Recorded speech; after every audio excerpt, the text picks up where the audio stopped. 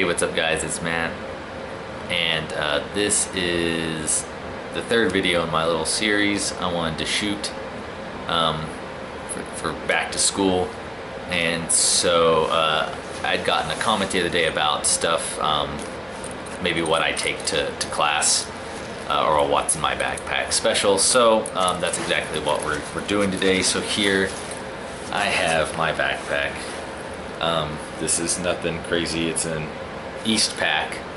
I've literally had this backpack since I don't know, probably like freshman or sophomore year of high school. Not to date that, but it's well over 10 years old. But at the time it was about $100. So it's held up really well. It's kind of my go-to for traveling too. So if I have to go to the airport to fly somewhere, I usually take this and like a duffel or something. It's been like across the country. So definitely consider investing in a good backpack. You don't necessarily have to spend $100. You don't have to do anything crazy. Like I said, this is just held up because I take it to clinical as well. So as far as what I pack, pretty much the bare minimums, to be honest with you guys. So I always make sure that I have pens and highlighters. So I have a few different color highlighters, usually some pens. I might have a pencil too somewhere down in there, but always make sure you have some pens and highlighters, or pencils and highlighters at least. I just prefer to take notes and write in pen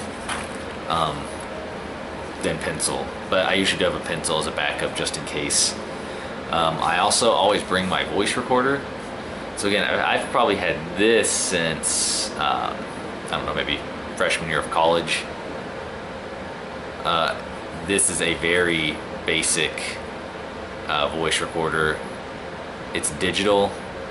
It has a headphone jack, so if I'm re-listening, I can plug in and re-listen. I do not even have the option to offload these notes onto a computer. So it's pretty much only playback off of here, but it's gotten me through a few college classes in the past. This is totally dependent on up to you.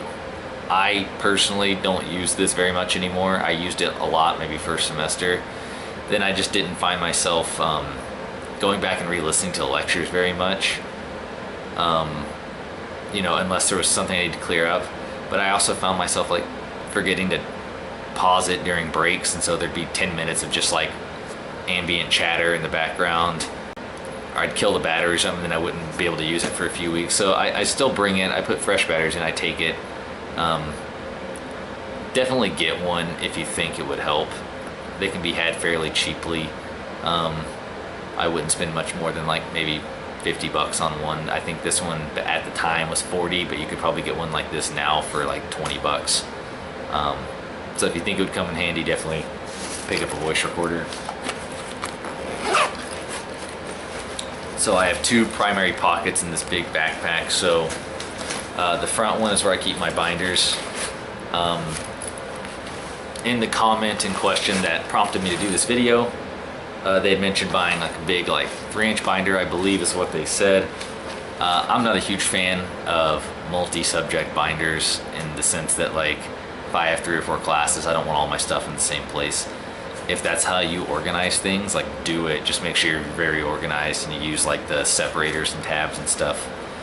Me personally, I just keep 1-inch binders for all my subjects. To be honest, I didn't even buy these. Some of these were left over from when my wife was in nursing school. Some of them were left over from just other college classes I've taken. I basically use what's available. You know, if one starts to really fall apart, I'll go pick up a new one at Walmart or Target or something for as cheap as I can get it. But I do prefer the 1-inch. That's enough room for me to put maybe like half a pack of just college ruled like lined paper in it.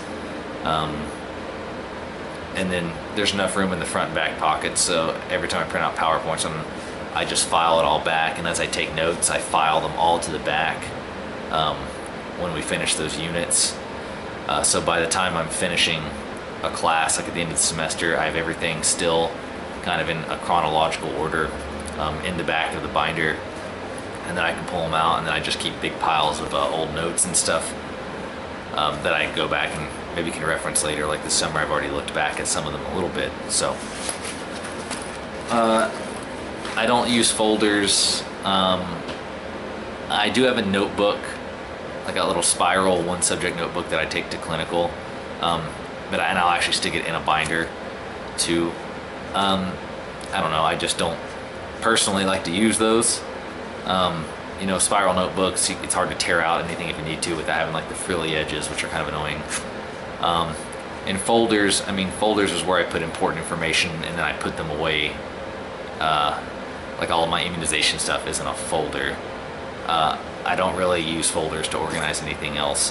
Even when I turned in my paper from my intro to respiratory class, I didn't even put it in a folder. I just stapled it and turned it in.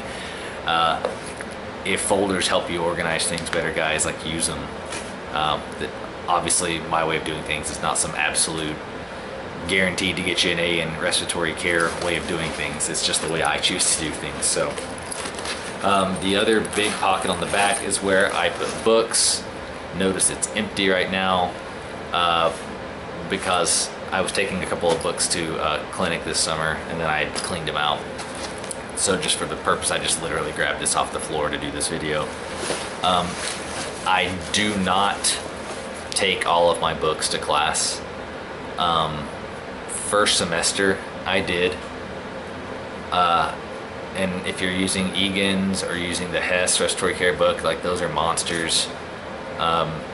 With the other books you might have, guys, it gets super heavy. Like if you want to take them every day, by all means, it's not going to hurt anything, and it's sometimes nice to have a reference, or if you like to follow along lectures in the book, then you may find it's beneficial to take the book. Me personally, I just follow along the PowerPoint and then just take notes. I don't follow along in the books as far as I'm concerned. Stay at home unless there's something specific that I may want to reference. So by the time like pharmacology rolls around, it's really usually not that big of a book. It's probably one worth bringing. Mechanical ventilation is another one. I usually brought that book a lot. Obviously, if you have workbooks for like A&P or mechanical ventilation, you want to bring those workbooks as well. But I do not bring books every day. And again, that's dependent on if you have or see benefit in it, then do it. If that's not the way you like to study or follow, then don't bring them. So, and guys, last but not least, I have literally brought my respiratory notes every single day to class. I promised myself I would try to use them this year because I didn't pull them out once. I think the first few days of my first clinical rotation, I put this in my pocket, and then by like the third week I got annoyed with it taking up so much room in my pocket, so I stopped. So I'm hoping to use it a little more this semester, but I do bring it with me every day because it fits conveniently in a little side mesh pocket. And guys, that's it. That's what I bring to class. Bare minimums, nothing special. I don't personally use a planner. I don't personally use anything like that. I do use the calendar app on my phone, which is just Google Calendar. And I usually pre-program all of my exam dates into my calendar. But yeah, that's about it. As far as what I take, I'm pretty basic. It works for me.